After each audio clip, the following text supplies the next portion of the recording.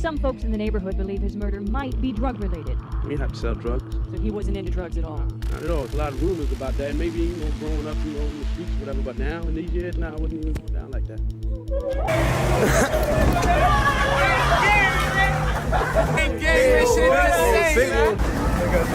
Gang, gang, man. Y'all know that, man. Free the woo, man. They know that suck, man.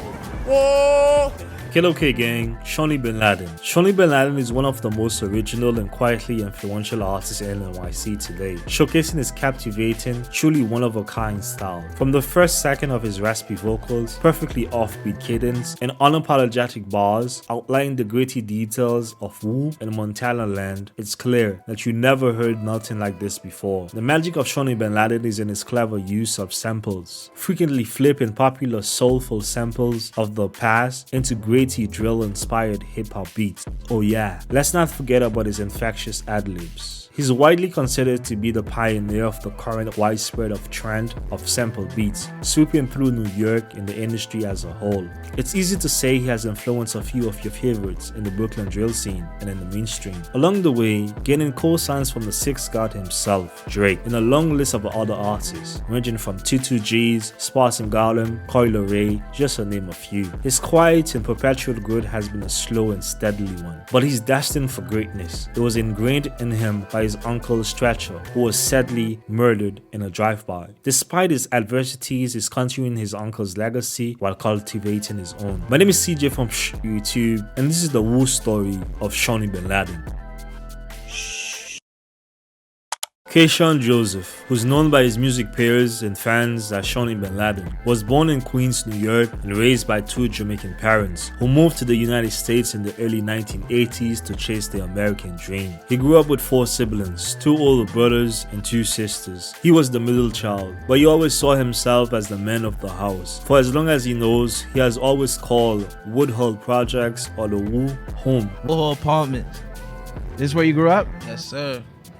Well, I grew up the jungle, man. You know where I'm at every day, man. We still here. Woodhull is a low-income sub-neighborhood of Hollis, one of the realest neighborhoods in Queens. It consists of a few blocks that goes from 198 to 196th Street, just below Jamaica Avenue. The area is named after War General Nathaniel Woodhull. Woodhull was the first ranking colonel held as a prisoner of war in the United States. In 1976, the British slide on Woodhull block, attacked him with swords and kidnapped him near 196th Street and Jamaica Avenue. Woodhull Avenue is considered a dangerous place, influenced by gangs, drugs, and violence. To steer him in the right direction, his mom always warned him to watch his surroundings and stick to the people that he knows, his family. But one of the most impactful figures in Shawny's life is no longer here.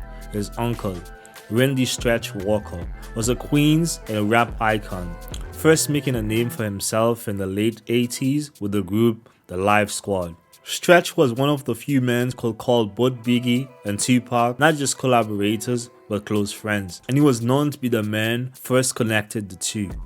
He and Shawny only got a few years together before Stretch was sadly murdered in 1995. On November 30th, 1995, Stretch was being chased by at least 2 men in a black car when he was shot at least 4 times, crashing his minivan at the corner of Wynn Village, according to reports. He was struck by bullets and at least 2 fired through his back. It is alleged it was get back for setting up Tupac. Well, speaking of Stretch, since our last interview, this guy named Dexter Isaac, who's locked up, claims that Stretch was the one that set up Pac, the Quad Studio shooting. Wow, I didn't hear that.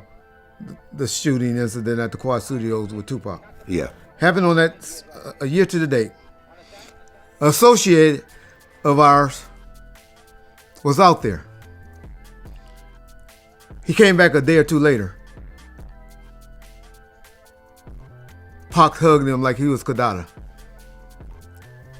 That's all I'll say. And others have claimed he was murdered for robbing a drug lord in Queens. Some folks in the neighborhood believe his murder might be drug-related. We didn't have to sell drugs. So he wasn't into drugs at all? Not at all. There's a lot of rumors about that. And maybe, growing up, in the streets, whatever. But now, in these years, I wasn't even going down like that. There are several reports for the cause of his death, but we are unable to confirm.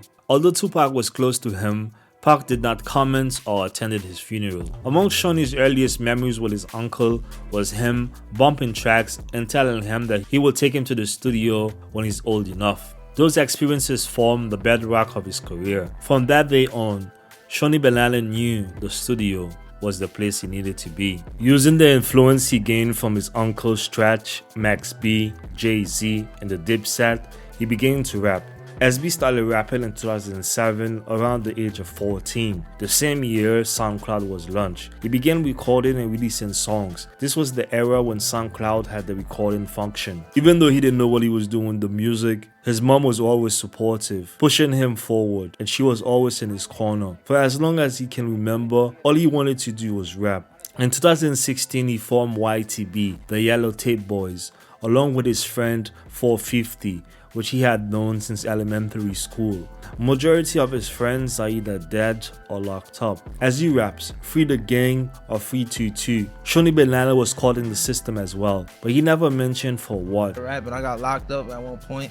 My boy Yaya started rapping. According to an unconfirmed story by the Nassau Report, Kayshawn Joseph was arrested and charged with the felonies of second-degree criminal possession of a weapon, third-degree criminal possession of a weapon, and criminal possession of a firearm, after he allegedly shot at a pipe in a building, according to Nassau County News Report, which is a local news outlet. When Shawny Binladen got locked up, it was his friend, Big Yaya, who was putting on for the crew. Although Big Yaya was rapping, he had his side gigs. According to news reports, in October 2019, police linked Big Yaya and another female New York resident with a scheme to use fraudulently obtained credit cards or bank information to purchase prepaid gift cards, according to reports. And later he was released on a $2,000 unsecured bond. Big Yaya really lived by his name. Earlier this year, Yaya was arrested in February after he was found passing out fraudulent prescriptions at local pharmacies in Fairfield. He was charged with narcotics and forgery charges and was released after posting a $5,000 bond. After coming home, Shawny Binladen has been on the rise, with over 71,000 monthly listeners on Spotify. Binladen stayed quite busy over the years, releasing a total of 6 albums since his debut tape, 03 Wood City, in 2018. Developing his talent, Shawny Binladen has strived to be true to himself and remain consistent since first stepping foot into the studio years ago. And he continues to grow year on year in the underground scene and is building a cult-like following, one that knows the lyrics to his songs word for word. He's one of those artists that you have to discover on your own to appreciate. 5 years from now, when he becomes a household name, everyone will be wondering where did he come from. I hope watching this video you learn about his story and the legacy that he's continuing to build. My name is CJ from YouTube, and that was the story of Shawny Binladen. If you made it this far into the video and you like what you saw, please feel free to give us a like and subscribe if you're new to the YouTube channel. My name is CJ once again, and I'm out. Meow.